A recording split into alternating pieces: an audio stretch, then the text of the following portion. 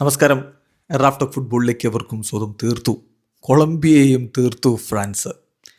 International ബ്രേക്കിൽ രണ്ട് Latin American വമ്പന്മാരെന്ന് വിളിപ്പേരുള്ള ടീമുകളെയാണ് അവർ പരാജയപ്പെടുത്തിയത്.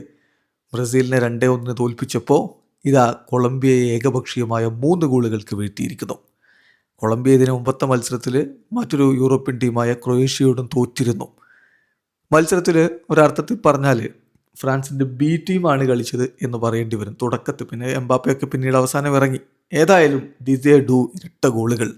അദ്ദേഹത്തിൻ്റെ ഫ്രഞ്ച് ദേശീയ ടീമിനായിട്ട് സീനിയർ ടീമിനായിട്ടുള്ള ആദ്യ ഗോളുകളാണ് ഈ വന്നിരിക്കുന്നത്. കൂടാതെ മാർക്കസ് തുറാമിൻ്റെ ഒരു ഗോൾ കൂടി വന്നപ്പോൾ ഏകപക്ഷീയമായ 3 ഗോളുകളുടെ തകർപ്പൻ ജയമാണ് ഫ്രാൻസ് സ്വന്തമാക്കിയിരിക്കുന്നത്.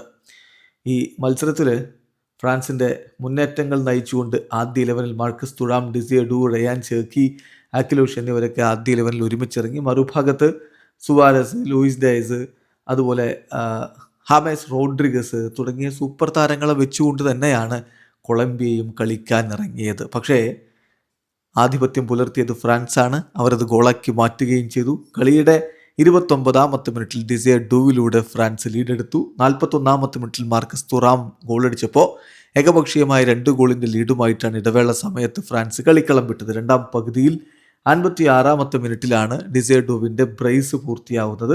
അങ്ങനെ മത്സരം അവർ 3-0 വിജയിക്കുകയായിരുന്നു. കിലിയൻ എംബാപ്പെ കളിക്കളത്തിലേക്ക് ഇറങ്ങിയത് രണ്ടാം പകുതിയിൽ സബ്സ്റ്റിറ്റ്യൂട്ട് റോളിൽ 78ാമത്തെ മിനിറ്റിലാണ്. ഒലീസെ അതേ സമയത്ത് ചെർക്കിക്ക് പകരം ഒലീസയും വന്നു.